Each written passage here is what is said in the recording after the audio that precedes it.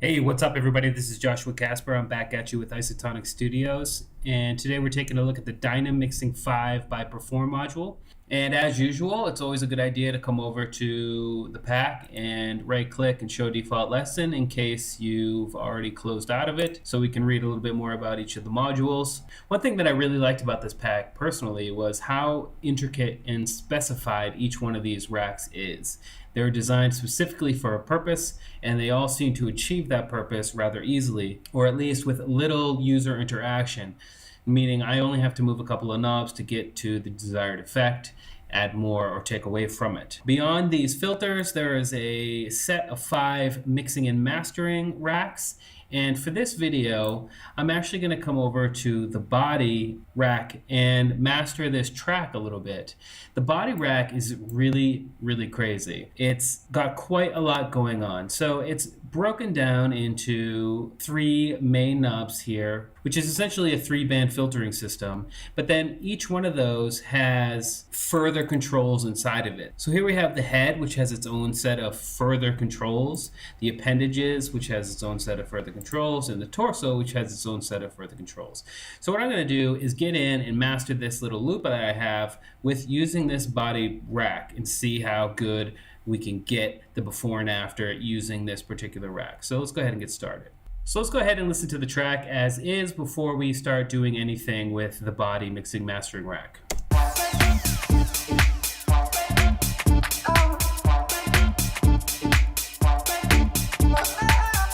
Pretty great. So let's go ahead and drop the rack on the mastering channel and see what happens. I also just have a limiter here at the end just in case any clipping starts happening, because I haven't left any headroom in this loop, so we don't want any clipping going on. So that's why that limiter is there. It's pretty easy to add, but in general, a pre-mixed track or a pre-master will have a bunch of headroom, so we don't have to worry about clipping as much. But for this example, I just dropped a limiter on there. So let's go ahead and A/B what the body does right out of the gate.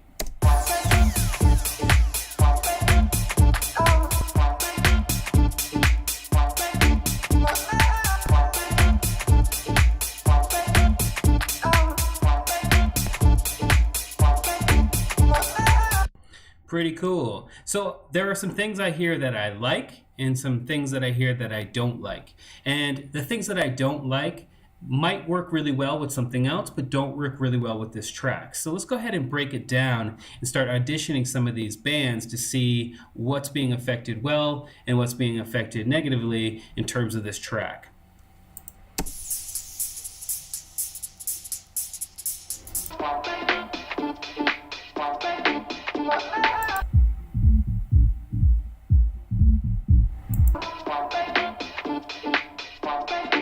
Okay, so right here in this mid band titled Appendages is where I'm getting some almost like grainy distortion that I don't really like. Again, that might work really well for somewhere else, but it's not working here. So what I can do is come into the rack, which is embedded in the appendages chain for this main rack, and open up the set of appendages. So we have right and left arm, right and left hand, right and left leg, right and left foot.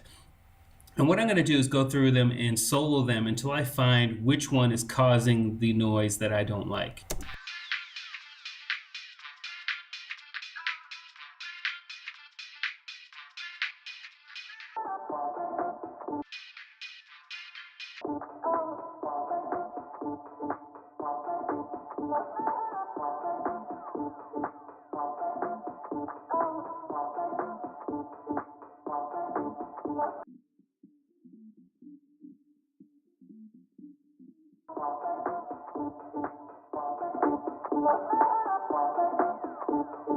Okay, so it's right here in this left and right leg.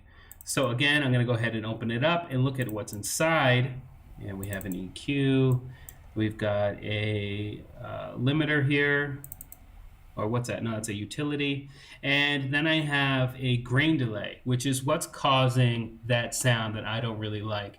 Now, there are a number of ways I can tweak this. But what I'm going to do is actually just turn it off, because I don't want any sort of that sound coming on for this particular master. So now if I go back and A/B the rack, we should have a little bit of a cleaner mix in the mid-range.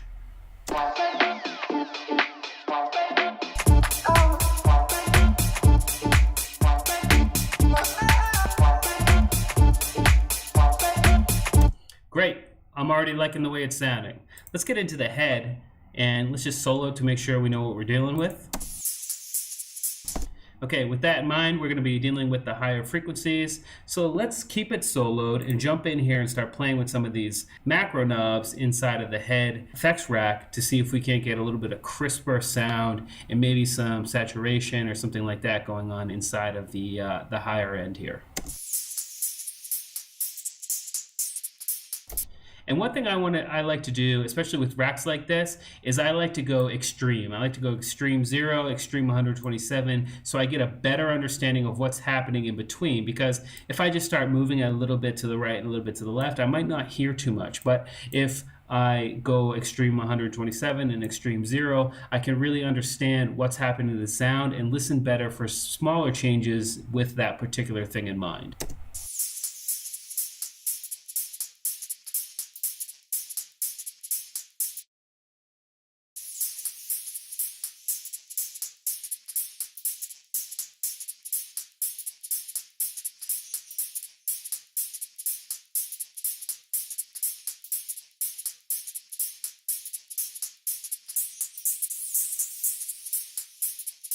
And again, for something like this gaze and this sniff, I can't really hear what's happening. So what I can do is jump into the chains and solo those to better understand and better hear what's happening. So the gaze is moving the eyes chain. So if I come in and solo that chain,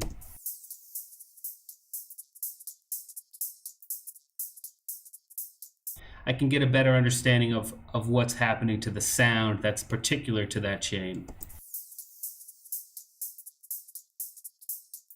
And again, with the sniff, which would be the nose, I can highlight that or solo that rather, and we can get a better understanding.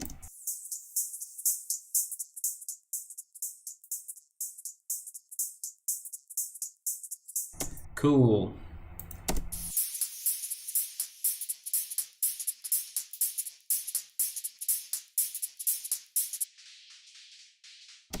Okay, so this mouth, I don't really like what it's doing to that particular frequency band.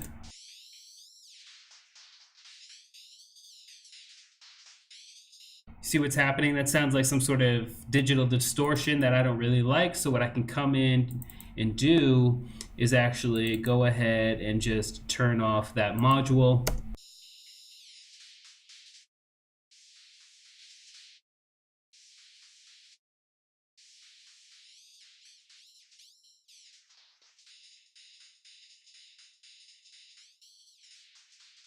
Okay, so this isn't actually controlling anything inside of that module. So what to do now? If we come into the map mode, we can look at mouth shape. Okay, we got the mouth shape, and we can see that the mouth shape is actually controlling the mouth coder and the mouth filter. There it is.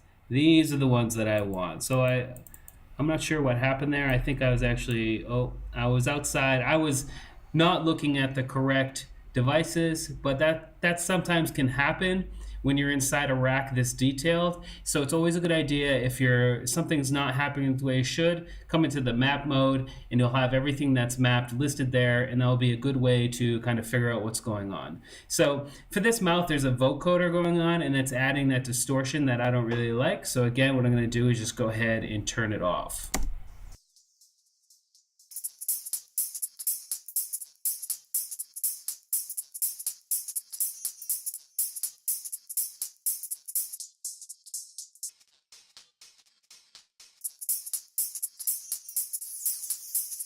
Okay, so let's go ahead and play everything back and see what those high ends are sounding like in comparison or in conjunction with the rest of the track.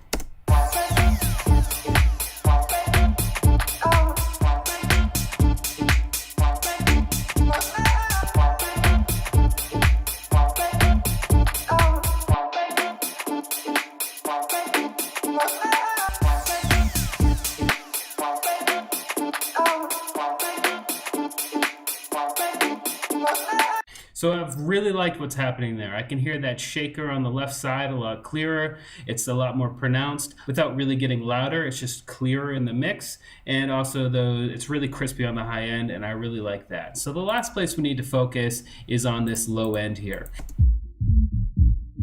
And for me, it sounds a little too distorted. There's a little bit too much saturation going on. So again, we're going to jump into the embedded rack and just kind of go through to see what we can fix and try to make this track sound as good as it can get.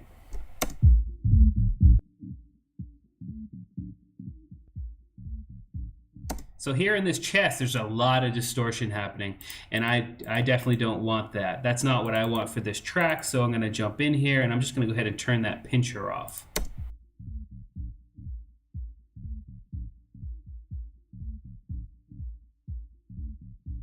You see what's happening there? So that's why I'm gonna go ahead and turn that off. I like a cleaner low end, and let's just keep moving through all these.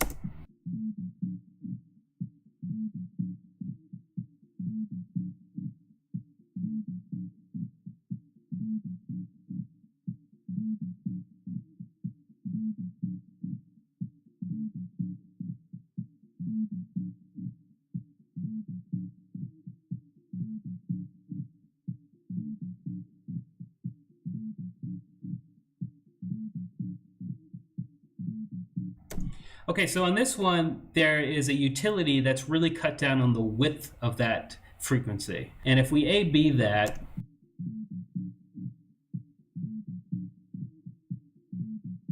I'm not too sure that I like it that narrow. So instead of just turning off the device, I might just pull up the width.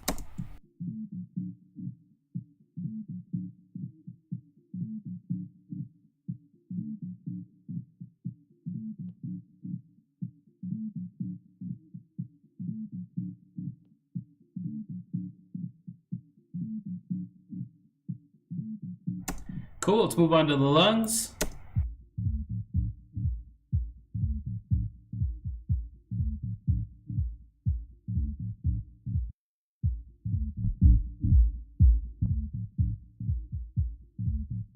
The lungs, I'm actually just going to turn down this particular bump right here.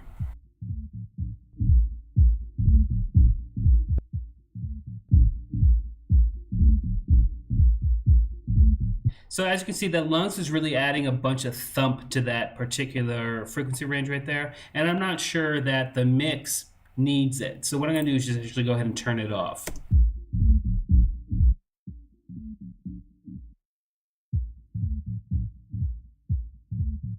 Let's see what's happening here.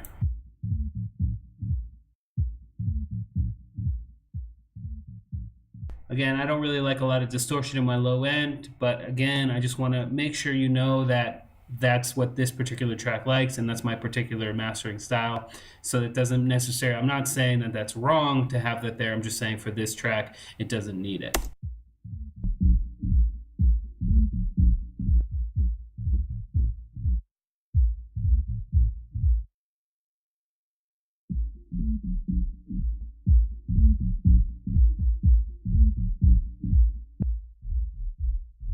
Okay, that booty is going to be that ultra subby end there. Yeah. So I'm going to actually bring this over. This is the mid channel here. I'm going to bring it over something like that. I'm actually... For that side, I'm actually going to bring that pretty much all the way off. I don't need any of that side on the subby end right there. In fact, I might just go ahead and completely bring it out.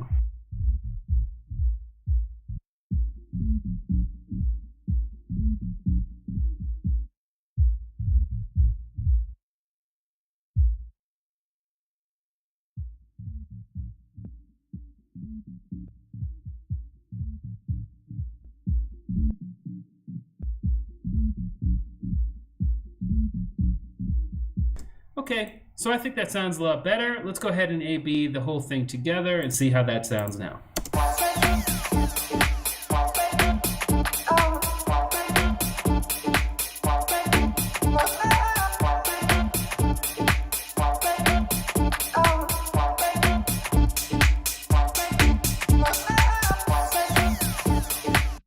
So I actually rolled off too much of the booty bass while I had it soloed down here. Let me go back in and just pull that back up.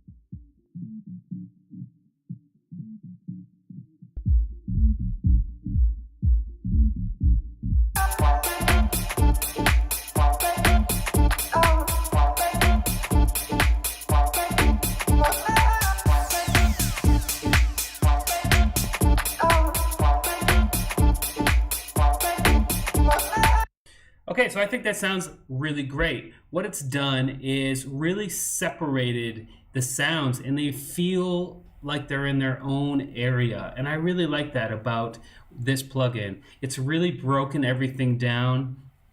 It's also really unique how they've named it different parts of the body and stuff. But overall, I mean, it's just a really great mastering rack. It's really detailed. You can do a lot. As you can see, we've really transformed this pre-master into something a lot different than as it began. And I really like the final result.